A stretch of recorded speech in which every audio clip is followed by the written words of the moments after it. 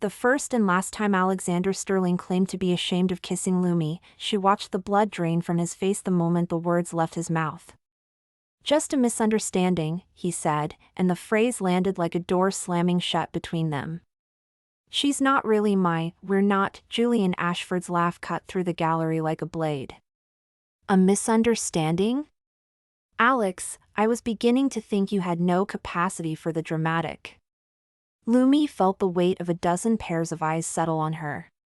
Crystal glasses caught the amber glow of chandeliers. A Rothko bled crimson behind Julian's shoulder. The whole room had gone quiet, waiting to see how she'd react.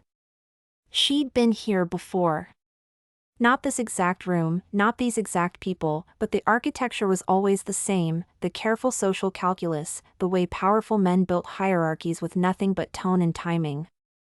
She knew the game. She'd chosen to walk away from it years ago. She lifted her champagne flute, let the bubbles rise in lazy spirals, and smiled. "Julian," she said, her voice carrying just enough warmth to sound genuine, "when you say not his circle, are we measuring by net worth, or by the ability to make a dull party marginally less boring?" The silence that followed was exquisite. It stretched for exactly 2 beats, long enough for Julian's mouth to open and close once, like a fish that had just realized it was no longer in water. Then the laughter came, rippling outward from the small cluster of guests close enough to hear. A woman in emerald silk covered her mouth elegantly. A silver-haired man studying the Rothko turned, eyes crinkling with appreciation. Julian's face flushed a shade that clashed magnificently with his navy suit. That's not what of course not." Lumi took a sip of champagne, let the dryness settle on her tongue. "Lexical precision is so important in these settings, isn't it? One must be careful about what one implies versus what one actually means." She used Alex's name deliberately, the shortened version that belonged to people who knew him. She watched the recognition flash across his face, the understanding that she wasn't defending herself so much as rewriting the script entirely. In 3 sentences, she'd taken his dismissal and returned it not as a wound, but as evidence of their shared history. Alex Sterling was not a man who found himself in situations he hadn't carefully orchestrated.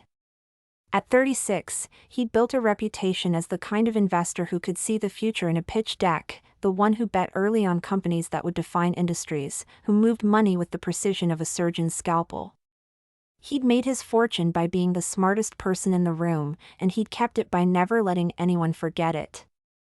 But standing in this gallery, watching Lumi dismantle Julian's attempted humiliation with nothing more than grace and a well-timed question, Alex felt something he hadn't anticipated, the uncomfortable certainty that he was no longer the person in control.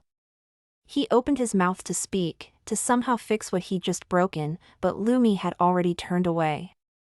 She was looking past him now, at the Rothko, as if he'd already ceased to be interesting. 7 days earlier, he'd kissed her in an elevator. It had been 2 in the morning, the kind of hour when even the most polished city starts showing its cracks. The hotel's rooftop restaurant had finally emptied, and Lumi had waited until the last of the overserved guests had been safely packed into black town cars before slipping toward the service corridor. She wasn't supposed to be there at all. Her friend Margot, the event planner who'd organized the entire disaster of a charity gala, had called at 7 that evening in a state of controlled panic. One of the donors had arrived 3 sheets to the wind and was aggressively working his way toward the kind of public scene that would make tomorrow's gossip columns unpleasantly spicy. "I need someone who can handle him without making it worse," Margot had said, her voice carrying the particular strain of someone who'd been dealing with billionaires' egos for 20 years. "Make him feel handled without making him feel handled. You know what I mean." Lumi had known exactly what she meant. She'd spent enough years in galleries and gala committees to understand the delicate art of social diffusing. It wasn't about being nice, it was about being strategic. About giving people the space to retreat without losing face. The donor, a tech magnate named Howard who had apparently never been told no in his adult life, had been holding court in the smoking lounge when Lumi found him. He'd been midway through a slurred monologue about his latest acquisition when she'd appeared at his elbow with a glass of water and a quiet observation about the way the city lights reflected off the Hudson. "You must be exhausted," she'd said, her voice pitched low enough that only he could hear. "All these people, all this attention. It must be so difficult, maintaining such a presence." Howard had blinked at her, temporarily derailed from his rant. His eyes had cleared marginally, focusing on her face for the first time. "Everyone just wants a piece of you," she'd continued, laying a gentle hand on his arm. "But you've already given so much tonight. I think they'd understand if you needed to rest." By the time she'd guided him toward the elevator that would take him to his suite, Howard had been almost docile. He'd thanked her, actually thanked her, as the doors slid closed. And Alex Sterling had been standing in the corridor, watching. She'd noticed him peripherally, the sharp lines of his silhouette against the floor-to-ceiling windows, the way his hands were clasped loosely behind his back. He'd been dressed in the uniform of his kind, black suit, white shirt, no tie. The deliberately unbuttoned collar that suggested informality while broadcasting the opposite. Lumi had acknowledged him with the briefest nod, "I see you, but I don't have time for whatever you're selling," and continued toward the service elevator. She hadn't expected him to follow. But he had. He'd materialized at the elevator doors as they were closing, his hands sliding between the panels with a confidence that suggested either deep courage or a profound absence of self-preservation instincts. The doors shuttered and reversed, and then he was there, inside her space, inside her night. "Thanks," he said, his voice carrying the slight roughness of someone who'd been talking for hours. "For what you did back there. Howard's been a disaster all evening. You handled him like you'd been doing it your whole life. Just a skill I picked up." Lumi pressed the button for the ground floor. "Comes in handy when you're surrounded by rich people who've forgotten how to regulate their own emotions." He laughed, a genuine sound that seemed to surprise even him. "Tell me about it." "I've spent the last 4 hours being told by people who couldn't find their own ass with 2 hands and a map exactly why I should invest in their disruptive technology." The elevator began its descent with a mechanical groan. The overhead light flickered once, and Lumi found herself acutely aware of the smallness of the space, the proximity of the man beside her. He was looking at her in a way she recognized, the particular attention of someone trying to solve a puzzle. She felt it on her skin like a second weight. "What?" she finally asked, not turning toward him. "Howard's assistant has been trying to manage him all night. 3 people on his team, and they couldn't get him to do anything except yell about blockchain. But you," he paused, and she heard him shift his weight. "You gave him a way out. You made him feel like it was his idea." "It was." "It was not." Lumi smiled slightly, still facing forward. "Are you always this good at reading people?" "Only when they're interesting." The elevator shuddered to a stop. The lights flickered once more, and then died entirely. Darkness. The absolute, complete darkness that only exists in enclosed spaces where the ambient glow of streetlights can't reach. The darkness that, for Lumi, had always felt like an invitation to be someone else. She heard him move, just a shift, the whisper of fabric. She became aware of him in the dark the way she was aware of weather systems, as a presence that could change everything around it. "Sorry," he said. "I think I hit something." "It's fine. Probably just an automated stop for maintenance access." "It's night." "Who does maintenance at 2 in the morning?" "People who want to be left alone." Lumi heard her own voice come out steadier than she felt. "I've found it's often easier to get work done when no one's watching." He exhaled, a sound that might have been frustration or amusement. "You're very good at this." "At what?" "At making it clear that you don't need anything from me." Lumi finally turned, though she still couldn't see him. In the darkness, their positions had become theoretical. Maybe I don't. Everyone needs something. I don't need anything from you, specifically. She let the words sit for a moment. Though I would like to get out of this elevator sometime tonight. Working on it. She heard the click of buttons being pressed, the sound of frustration when nothing happened. It's not responding. Maybe I should do it. You clearly don't know what you're doing with your hands. The words landed differently than she'd intended. She felt the shift in the air between them, the way the darkness seemed to gather more densely around them. He was close, she became aware of that gradually, the warmth that marked his presence. Maybe you should, he said, and his voice dropped an octave, became something lower, darker. Show me what you do with them.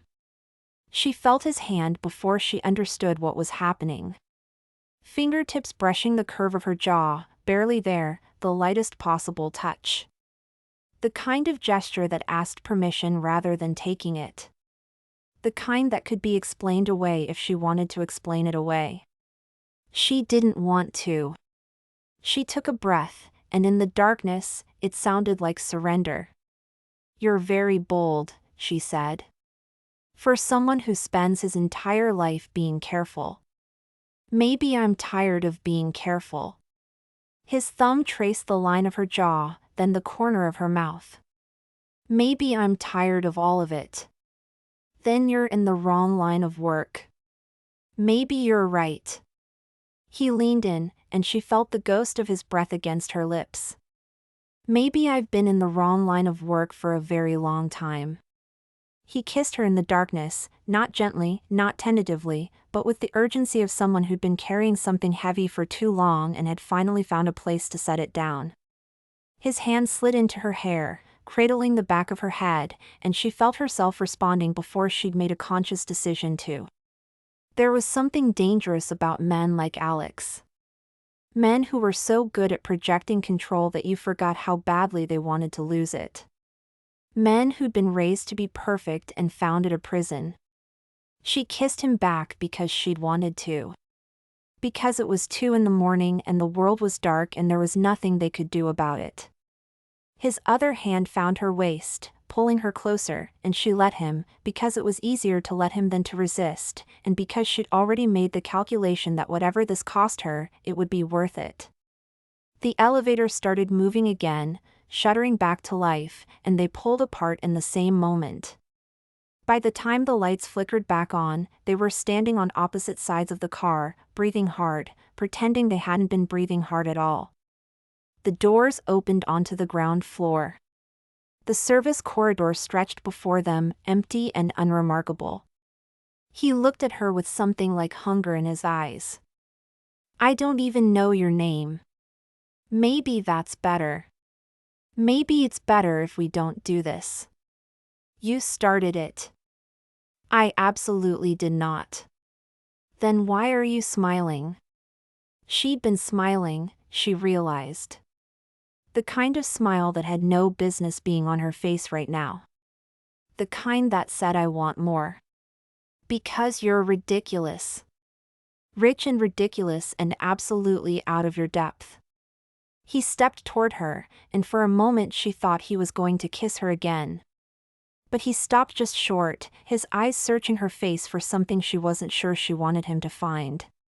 Please, he said. Tell me your name.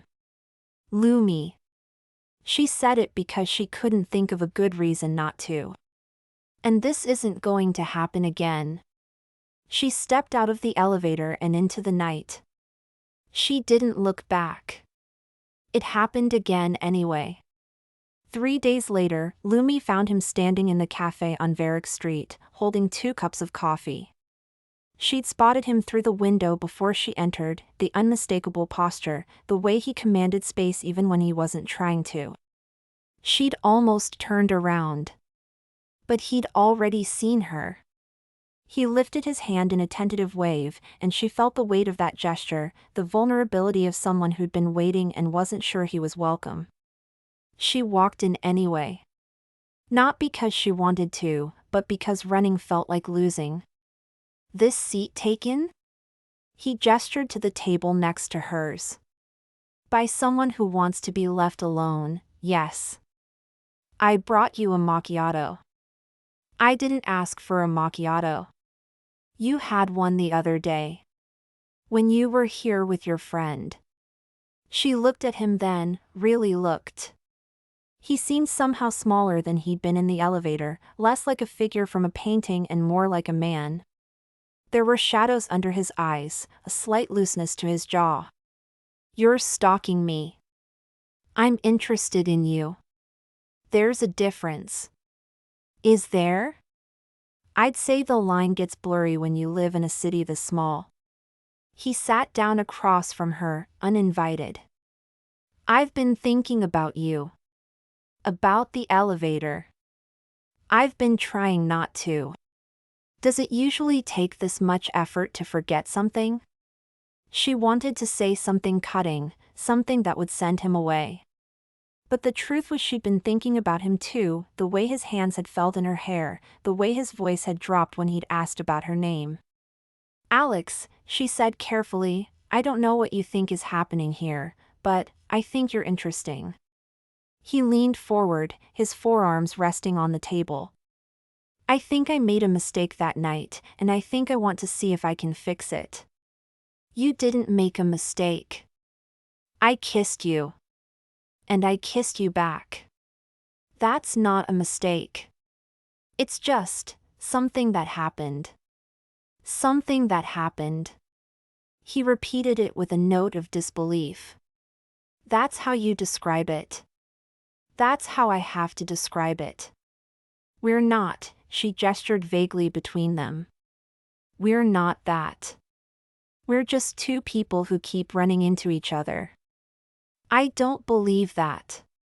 Then you're not paying attention. He sat back, studying her. You're very guarded for someone who claims to be so open. I'm not guarded. I'm practical. There's a difference. Explain the difference. Guard is about fear. Practicality is about survival. She set down her cup. I've been in your world, Alex. I know how it works.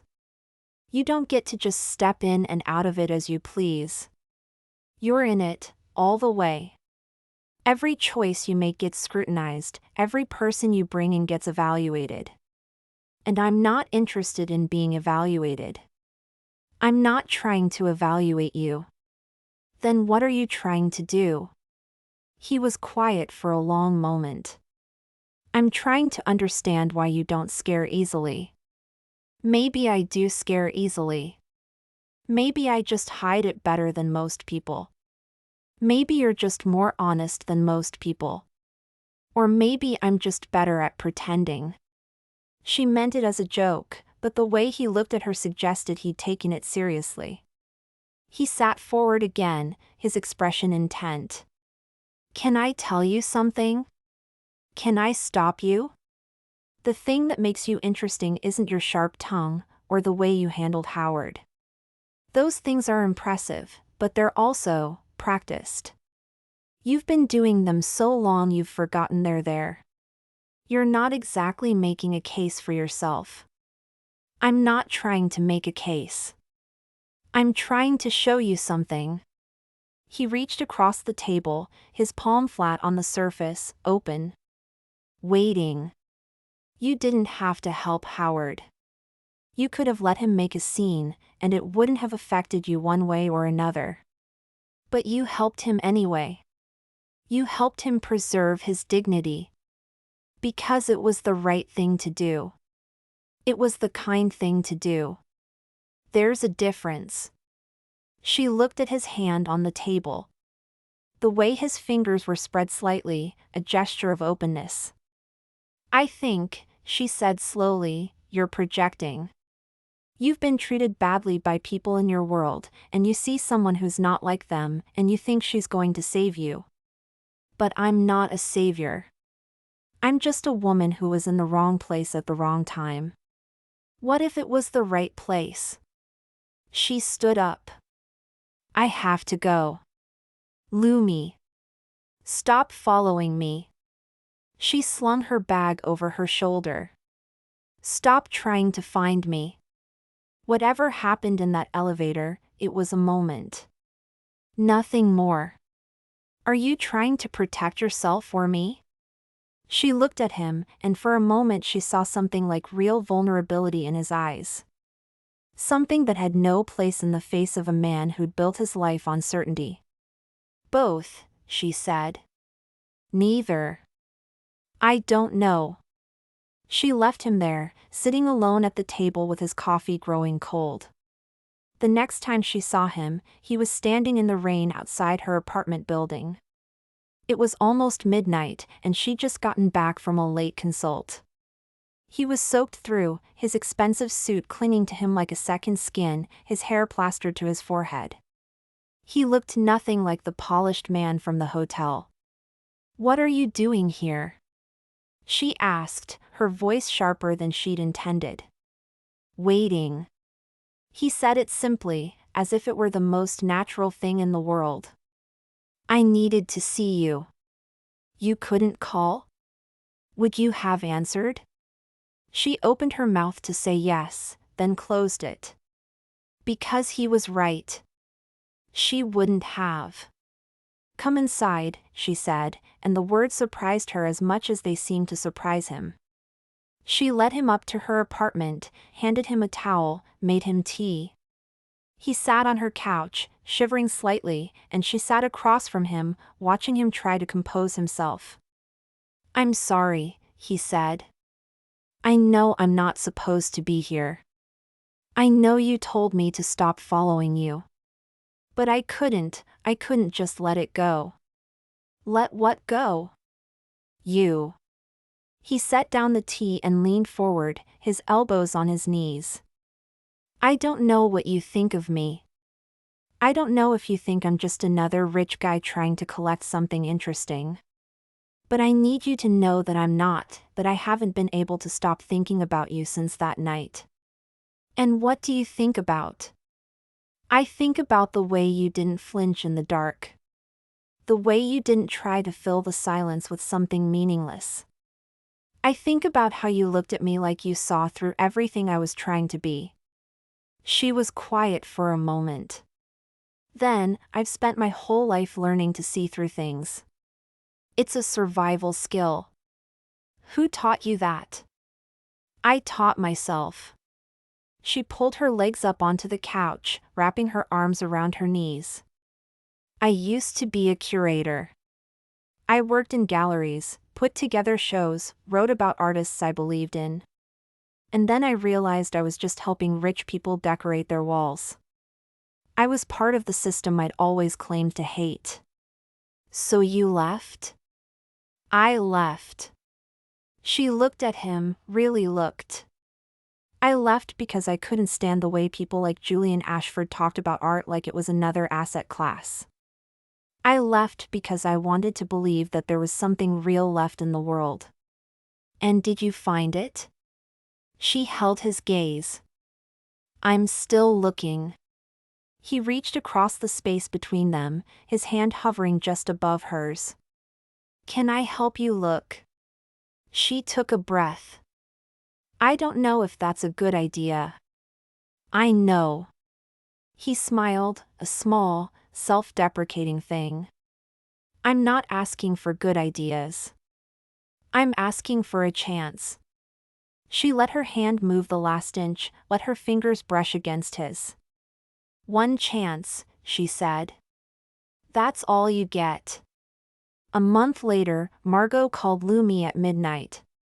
You're not going to believe what just happened to me, Margot said, her voice carrying the particular breathlessness of someone who'd just witnessed something extraordinary. What happened? Alex Sterling just bought a painting. At the Sotheby's auction. He outbid Julian Ashford on a Rothko.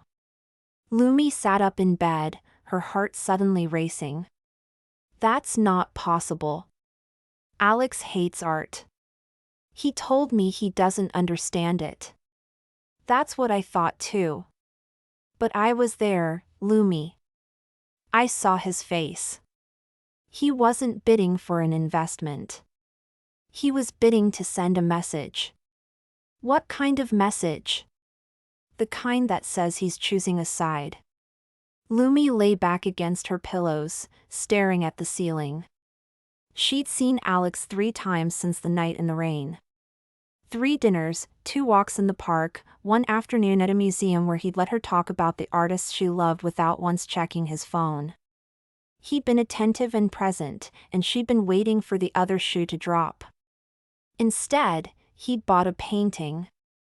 A Rothko, which she'd mentioned offhandedly in a conversation about color theory, about how the bleeding red fields made her feel like she was falling into something vast and unknowable. He'd remembered. He's not what I thought he was, she said quietly. Who is? Margot laughed. I've seen him charm senators and intimidate billionaires. But I've never seen him do anything like this. He looked like he was making a choice. A choice about what? About what kind of man he wants to be. The night he showed up at her apartment at 3 in the morning, Lumi knew something was wrong before she opened the door. He'd called first, his voice stripped of all its polish, reduced to something raw and human. Can I come over? He'd asked. I know it's late. I know I shouldn't. But I don't have anywhere else to go. She opened the door without hesitation. He was standing in the hallway, his suit rumpled, his tie loose, his hands shaking. What happened? She asked. Everything. He walked past her into the apartment. The acquisition I was working on. The one that was going to make everything, it fell through. 3 years of work. $80 million. And I couldn't. I couldn't make it work. She closed the door and followed him to her small living room. He was standing by the window, looking out at the city lights. Alex. She moved to stand beside him. I'm sorry. I don't deserve your sorry. His voice cracked. I'm the one who was supposed to be infallible. I'm the one who's never supposed to fail. That's the whole point of me. That's what I've built everything around. Everything? My reputation. My identity. The way people see me. He turned to face her. Do you know what my father said to me when I told him I was going into venture capital? He said, it's not enough to be good, Alexander. You have to be right. Every single time. Because the moment you're wrong, no one will ever trust you again. And you believed him? I had no reason not to. He was the one who'd built everything. He was the one who'd never been wrong. Lumi was quiet for a moment. Then she stepped closer, close enough to see the exhaustion in his eyes. Your father was wrong, she said softly. Not about being right, about what happens when you're wrong. The people who matter don't leave. The people who matter stay. Lumi, I know you're not your money, Alex. I know that's what you think you are, but you're not. You're the man who kissed me in an elevator and couldn't let go. You're the man who bought a painting because I mentioned it once. You're the man who showed up here at 3 in the morning because he didn't know where else to go. His eyes searched hers. And what do you see? When you look at me right now? She reached up and touched his face, her palm flat against his cheek. I see someone who's been carrying something heavy for too long. And I see someone who's finally ready to put it down. He closed his eyes, and she felt the tension drain out of him. She heard him take a breath, then another. I don't deserve this, he whispered. Maybe not. But you're getting it anyway. The gallery opening was supposed to be a celebration. Alex had been invited as one of the featured guests, his acquisition of the Rothko having made him a minor celebrity in art circles. Lumi had agreed to come as his date, not as a consultant, not as a professional, just as herself. She'd worn a simple black dress, the kind that didn't try too hard, and she'd felt something like happiness as she'd walked into the room with him. Until Julian Ashford had appeared. "Alex!" Julian's voice carried across the room. "Tell me more about this new acquisition. Your misunderstanding isn't keeping you busy, I hope." Lumi watched Alex's face change. Watched something harden in his eyes, something that looked almost like decision. "I'll be right back," he said, and she felt him release her hand. She watched him walk across the room, watched him approach Julian. She started to turn away, to make her exit before she had to hear any more careful explanations. Then she heard him speak. "Actually, Julian, I'd like to finish this conversation later. There's somewhere I need to be." She turned back just in time to see him walking toward her, his face set in an expression she hadn't seen before. It was the expression of someone who'd made a decision and was sticking to it. "I'm sorry about that," he said, reaching her. "I'm sorry for a lot of things, actually. For what I said earlier. For what I've been doing. For pretending I could have one foot in and one foot out. Alex, let me finish. Please." He took her hand. "The point is, I don't want to pretend anymore. I don't want to say one thing to you and another thing to them. I don't want to be two different people. So don't be." She squeezed his hand. "It's really that simple." "Is it? Does it feel complicated?" "It feels terrifying." He laughed, a sound that held no real humor. "I've made acquisitions worth millions. I've staked my entire career on decisions that could have gone either way. But right now, standing here with you, I'm more terrified than I've ever been. Because I'm a risk? Because you're not a risk. Because you're the only thing that's ever felt like a sure thing." They stood there for a long moment, the noise of the gallery fading into background static. Then she pulled him toward the exit, away from the lights and the champagne and the careful performances. "Where are we going?" he asked. "Somewhere we can talk. Somewhere without an audience." The night air hit them as they stepped out onto the street, cool and clean.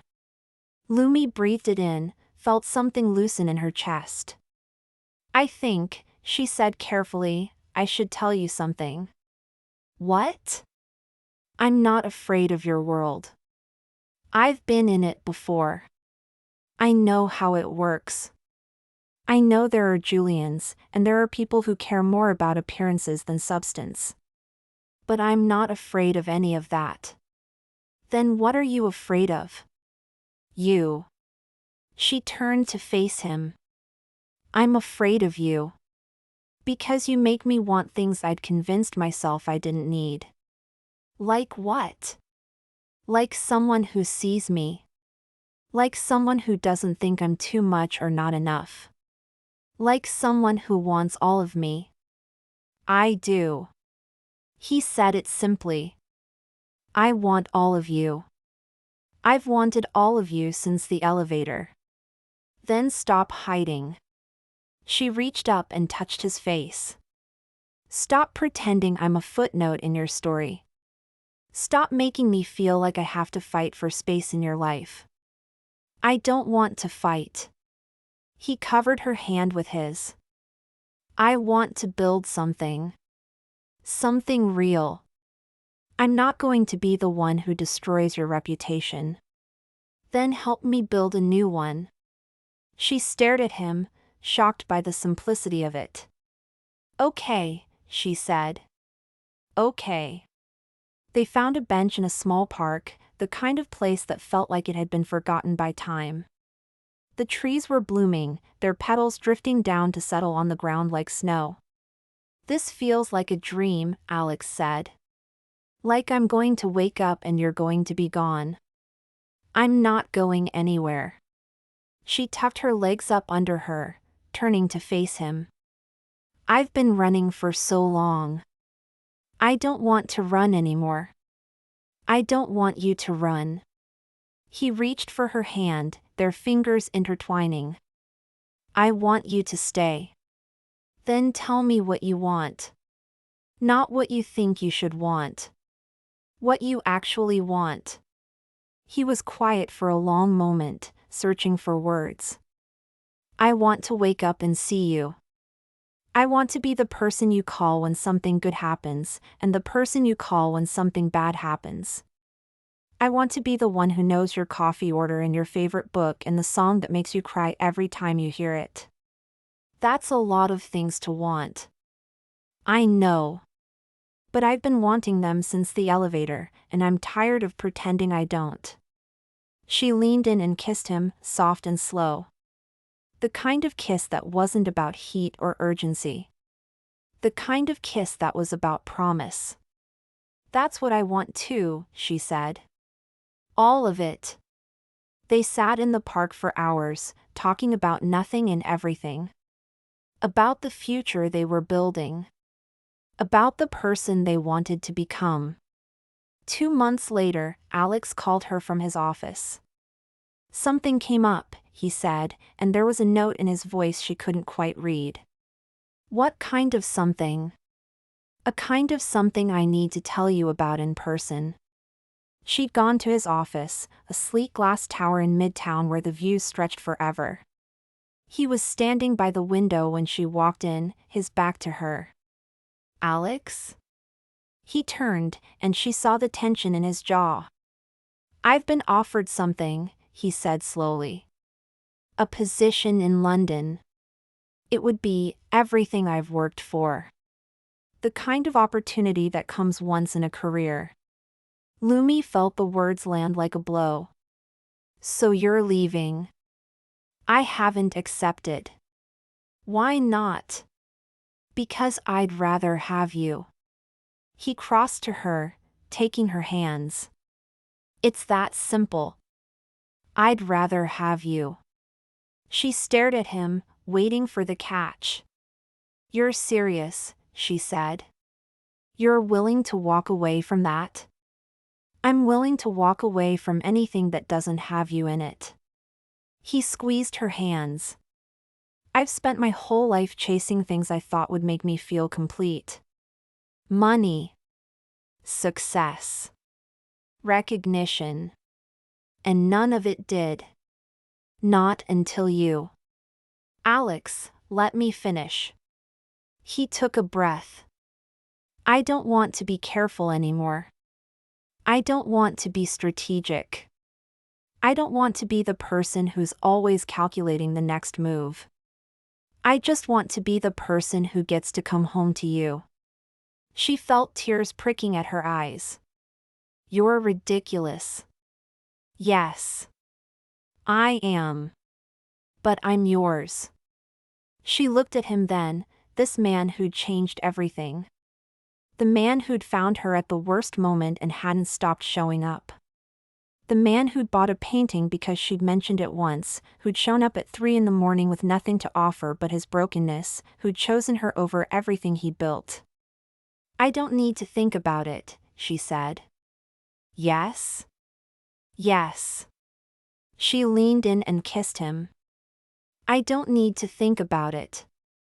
They stood in his office, the city sprawling beneath them, and she felt something settle in her chest. Something that felt like home. Maybe I was wrong, he whispered against her lips. Maybe the right kind of risk is the only kind worth taking. Maybe you were right, she said. Maybe the biggest risks really are the only ones worth taking. He pulled back and looked at her, his eyes bright with something that looked like hope. Does this mean you'll marry me? No. She smiled, because she could see the panic flash across his face. Not yet. But it means I'll think about it. That's more than I had an hour ago. You're very easy to please. No. He shook his head, his expression turning serious. I'm not. I'm impossible to please. I've been impossible to please my whole life. But you, he touched her face, his thumb tracing her cheekbone. You make me want to be someone who can be pleased. Someone who can be satisfied with something that isn't a conquest. And what do you want to be satisfied with? He smiled, a real smile, the kind that transformed his entire face. You, he said. Just you. They stood there in the glass tower, in the light of the new day, the city moving on outside. And it was enough. It was more than enough. It was everything.